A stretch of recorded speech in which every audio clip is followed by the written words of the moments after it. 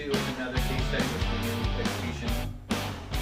We are going to call this one keep or extract, and I'm referring to number 5 here. And number 5 is looks pretty stressed out. It's actually not fractured, but you can see that there might be some problems here with the ligament area, right? The top of the crest of the end of the tooth. It's actually this tooth that's giving her a problem and has recurrent decay right into the crown of the nerve. But she has so much bone loss down into the location. There's not a lot of structure holding them together. So this is a problem that I see is how you try to solve this. To fix this is a little bit heroic in my mind. If you're a dentist watching this and think different, then please comment. But to adequately scale into a furcation area between these roots, to me, is just about impossible.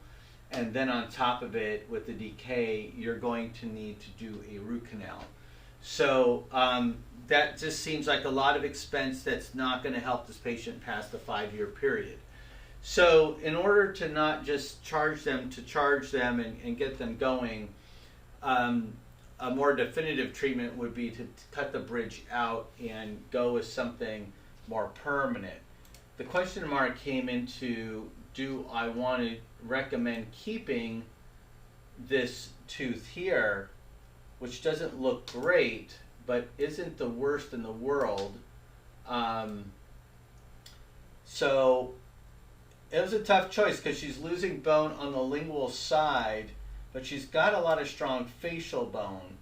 So I think that might just be her a little bit, because I saw it on another tooth too that wasn't ailing. So here's where we're at. And so tough call on this one. Nothing's wrong with this tooth here. You know, it's just a smaller root. I don't know, just the way her anatomy is seems to come in on that lingual side. Not sure. So we decided to actually keep it in. So let's look at number 4 area. But before we do that, let's look at the treatment assessment. I have a green on bone density, a light green, and a facial bone is yellow. The bone constriction is an orange. You gotta watch out for that. Detached gingiva, sinus bone, all that stuff is green, so all that looks good.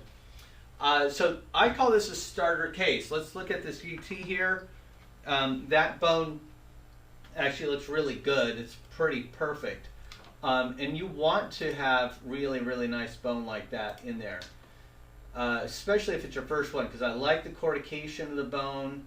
I like the density of the bone. All of that is just really ideal.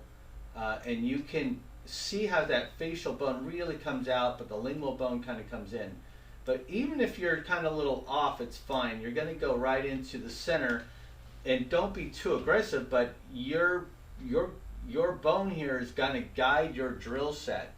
So exactly where you want to be, you know, you got to kind of measure that and figure that out based on either the patient's current occlusion or whatever you feel comfortable. But this is clearly a winner, and you got tons of room up to the sinus here as well. So if we go back into this molar position, it's a little bit lighter, so you're going to want to compress the bone here for sure. And then we'll take a look at what I think, 5 by 11.5 or something like that.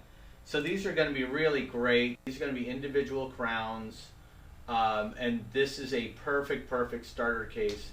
The question mark comes into, do you save this? Because if you take this out, you're going to most likely graft it, but if you didn't graft it, you're going to be doing like a 3-unit bridge, or you're going to do a three implants across the board, which would be great. So if your choice is to do 3 implants across the board, then I would say just do the 2 implants, cut this off, and see how this heals. Now, this is a new patient. It's been cut off. The implants were placed about a month ago.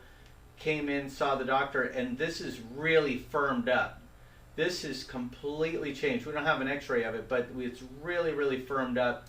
So that my suspicion was right, that I think that given a chance and not be on 3 other units that are moving and problematic, that this tooth has a chance to kind of have some more survival time.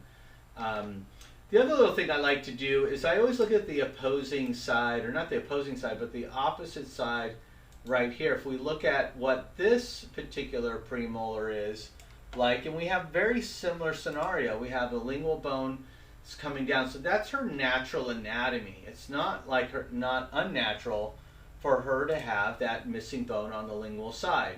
So is this really as bad as it seems? No, but that's what the beauty is of a CT. The CT allows you to see the natural anatomy in which the patient actually has, which is over here, which matches this one.